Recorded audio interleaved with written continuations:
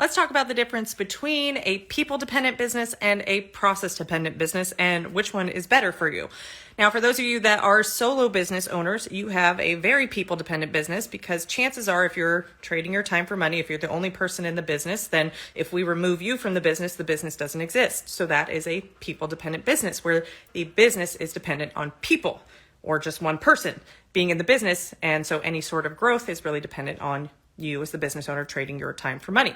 When we start to look at what does a process dependent business look like, it is the processes that deliver the result and the experience for clients, and we can interchange people to run those processes and still get the same result and experience for the clients. So which is better? Well, it really depends on what your goals are. If you ever want to stop trading your time for money, if you ever want to have time freedom and money freedom where it's not tied to your time, then you likely want a process dependent business. So how does that come about? It's really challenging for new business owners and those that aren't really treating their business like a business to look at their business through the lens of processes. What are processes? Like step-by steps. So if I'm a lash artist and I have a new client come in, she sits down, she fills out her consultation paperwork. We talk over the paperwork, go over the policies, talk about her desired end results, and I bring her over the treatment table, and then I lay her down and I explain that I'm cleansing her lashes. Those are all step-by-steps, the process. Like the client experience comes in, it smells a certain way, the light is a certain way, we greet her, as soon as she walks in. Those are all processes. Right? You all have processes in your business. Every business you walk into has a process. When you walk into like sushi restaurants and all the sushi chefs say their thing to you and you're like, whatever you're saying, hi. It's a process, right? So if we're not aware of the process or we're not present to the process, it's going to be very hard for us to teach somebody else what the process is, to have more than one person running a process to get a bigger result.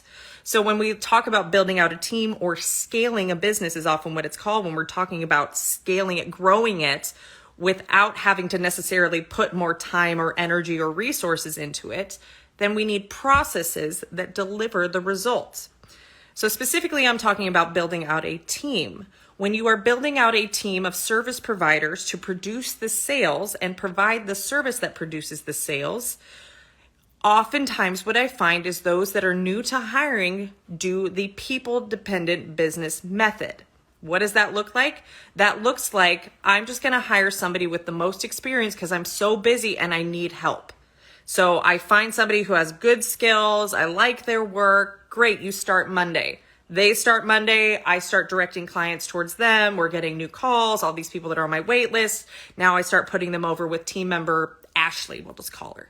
So Ashley is getting busier. We're marketing. Ashley's maybe getting 50% commission is the running standard there that new hiring people just default with. They don't think about profitability. They're just like, please help. And so Ashley is building a clientele. The sales are growing. Cool beans. We're off to the races, right? Well, what happens if Ashley gets pregnant, if Ashley goes on vacation, if Ashley calls out sick, if Ashley just wants to open up her own business, if Ashley's husband moves and gets transferred to another location, if Ashley wants to go back to school? All of those things happen, right? We're in somewhat of a transient industry. Well, now we have an entire client base and an entire dependency on the sales that Ashley's clients were producing that we no longer have Ashley, yet Ashley had her own way of doing it. She had her own way of lashes. She had her own style, and you can't quite replicate Ashley's work. In fact, maybe Ashley's work wasn't quite up to snuff with yours, but Ashley's clients loved Ashley's work, and now we no longer have Ashley. So what happens then? We likely are going to lose those clients. They're not going to like the work that you do compared to Ashley.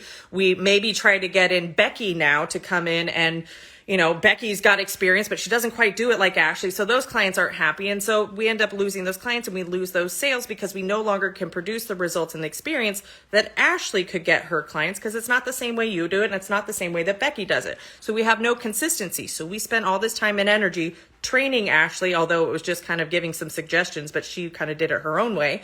And we didn't quite know how Ashley did it for client A versus client B. She kind of had her own way of looking at it in her own style, and nobody can repeat that. So we don't have a repeatable business model. So we're going to keep experiencing that where we hire a warm body, just somebody to come in and help out.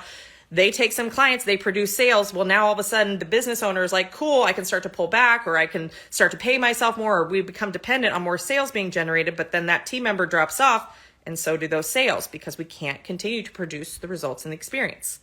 That is most likely, that is like 90% of those that have already hired that jump on a business strategy call with me, trying to figure out how to build a team. That's usually the scenario that we're fixing, is a people dependent business. When we have a process dependent business, we have training that shows step by step every team member, no matter how much experience they have or not, the step by steps of getting to the results and the experience that the business has become known for. Now, chances are, if you're the solo business owner and you've built up some level of demand, you're teaching your methodology, right? Your way of looking at a client and assessing where you're going to do the style, or how you're going to, get them to the result and the transformation. And we have a step-by-step way of doing that. You may not be present to it, but you do have a step-by-step. You have your own unique way of doing it, your own proprietary way of doing that. The objection I often hear is, well, can't they just come in and learn all of my magical ways and then go open up a business next door? Sure, they could. There are contracts and things that we can have in place to protect the proprietary information and the assets of the business, like the client list and the client contact information. Sure, we would do our due diligence to have that in place prior to ever having somebody come on, so that they're not tempted to do that. So yes, you want to train people to do it exactly as you do it, because you have created the demand based on the results and the experience that you can get clients. If you ever want to be one of the people we take out of the business so that it's not dependent on how much you work and how much time you put in the business, and the business can still grow, we got to get what works for the clients and the experience out of your head so that we can teach somebody else.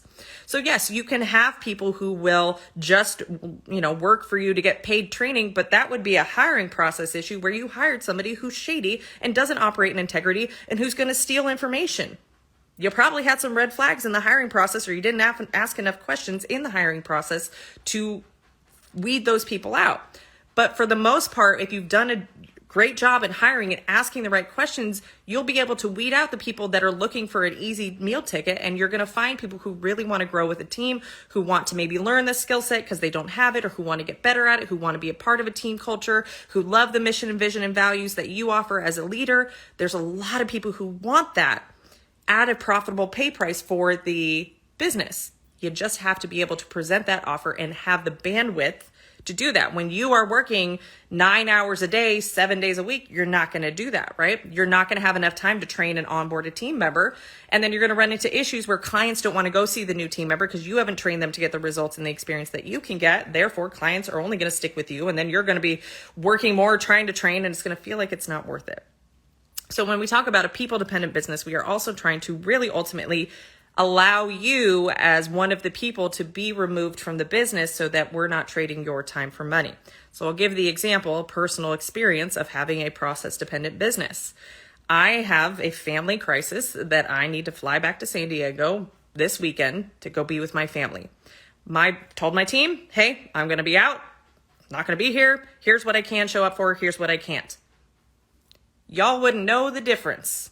Our students and our clients would not know the difference whether I'm working next week or not. Why? Because the business can run independently of me no matter how much time I put in or out. In fact, I haven't worked as much over the last 3 months than I have in years. I just have not had some sort of motivation to work as much. And I'm also challenging my brain to think that the more time I put into my business is what's required for it to grow. We're actually 55% higher this year than we were last year, and I have worked less over the past 3 months. How is that possible? A process-dependent business. So I am responsible for working through and creating the processes in the business at this time. I then hire team members to then run those processes. And then really ongoing, it's me supporting the team to optimize those processes to get to the desired results and experience that we want for our students inside of our programs. So it is a ego challenge for entrepreneurs who want to build out a scalable business where you are actually starting to try and remove yourself from the business. When we have a lot of codependency, a lot of emotional worth, a lot of my business is my baby control issues, we actually don't allow ourselves for that to happen, because then all of a sudden that threatens our identity and our worth of if I'm not the one that's, turning the wrench on the wheel that is my business, well, then maybe I'm not worthy and deserving of being paid well for it. That's a whole other conversation that we're going to have another day.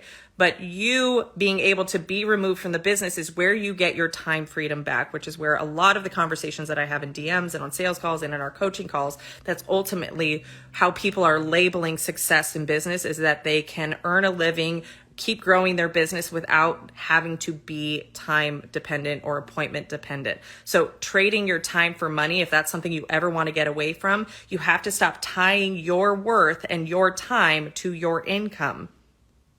And you have to build out processes that other people can run. And really what's the coolest part about the level that I'm at least, is that me supporting, educating, mentoring, and guiding my team is where 90% of my week and my time is spent, is watching them thrive and them succeed, because that is then growing the business. And that's really freaking cool. When you can provide jobs and provide support and provide empowerment and confidence for team members so that they can go create magic with your communities and your clients and your customers, chef's kiss. It's amazing. It really does create scalability in the impact. And to me, impact is the mission of our company. Impact really is, we want to have more impact across the industry. And the people that tend to resonate with the Lashpreneur and what we do tend to want to have impact in their communities too. It's not just about the money. It's about how they make women feel, beauty services, giving them confidence that women walk out feeling a lot better about themselves after having been a patron of your business. And so the more that we can bring income into the business, the more teams we can hire, the more clients we can impact, and it's a beautiful win-win-win situation.